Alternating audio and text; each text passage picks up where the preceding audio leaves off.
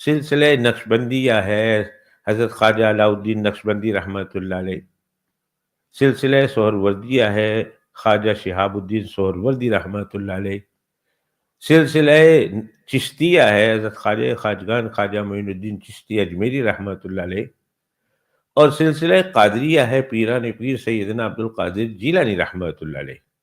یہ چار سلسلے تصوف کے بہت مشہور ہیں۔ یہ کیا ہیں؟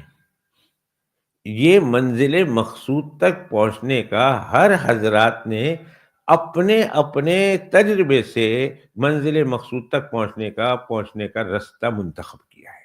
منزل مقصود ایک ہے کہ اللہ سبحانہ و تعالیٰ کی محبت کو پانا، اللہ سبحانہ و تعالیٰ کی رضا کو پانا، اللہ سبحانہ و تعالیٰ کے اور پاک پیغمبر صلی اللہ علیہ وسلم کی محبت کو اور طریقے کو پانا۔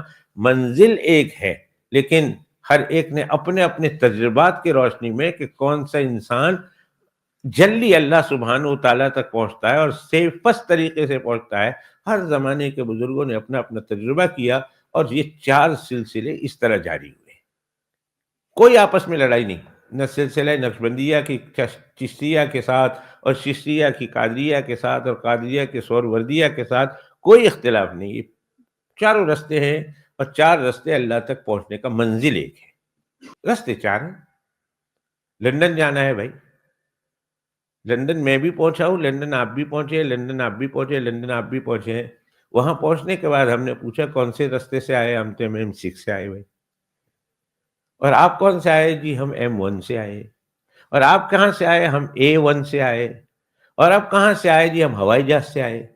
مقصد تو ایک تھا نا کہ لندن پہنچنا، اور سب پہنچ گئے۔ کسی نے یہ طریقہ، کسی نے یہ طریقہ، کسی نے یہ طریقہ، کسی نے یہ طریقہ، جس کو انہوں نے مناسب سمجھا، آسان سمجھا، انہوں نے وہ طریقہ چلا ہے، اس پر لے چلا ہے، ڈرائیور لے کر آیا ہے، ہم منزل تک پہنچ گئے۔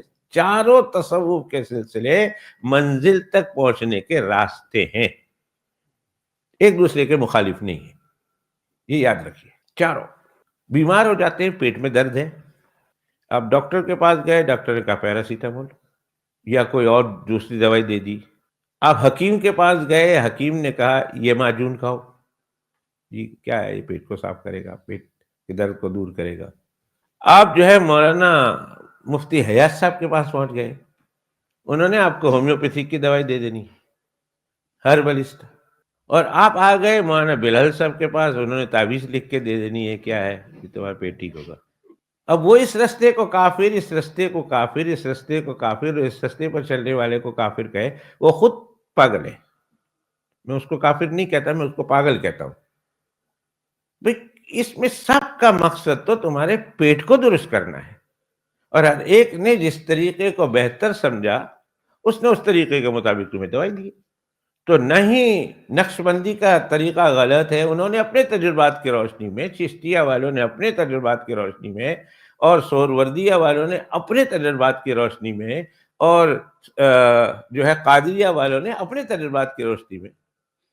ہمارے حضرت نور اللہ مرقدہ کے ایک عمل یاد آیا کہ حضرت جو ہے وہ کسی کو اجازت دیتے تھے تو حضرت جو ہے وہ چاروں سلسلوں میں اجازت دیتے تھے، حضرت چاروں سلسلوں میں، اس لیے کہ آپ کے پاس آنے والا مرید ہونے والا ہو سکتا ہے وہ چشتیہ طبیعت کا نہ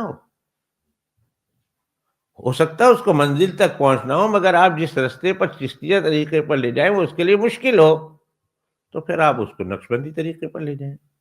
نقشبندیہ طریقے پر مشکل ہو تو قادریہ طریقے پر لے جائیں، قادریہ پر مشکل ہو تو سہروردیہ طریقے پر لے جائیں۔ بہرحال اس کو منزل تک پہنچانا ہے، اور چاروں سلسلوں کی اجازت ہے، آپ کو چاروں سلسلوں میں اجازت ہے۔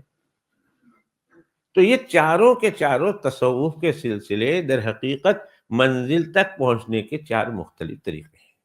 ان میں آپس میں اپنے اپنے دور کے اور اپنے اپنے زمانے کے اور اپنے اپنے علاقے کے انسانوں کے لیے انہوں نے تجربہ کیا، جس کے نتیجے میں انہوں نے اس رستے کو آسان پایا اور اس رستے پر لے چلے۔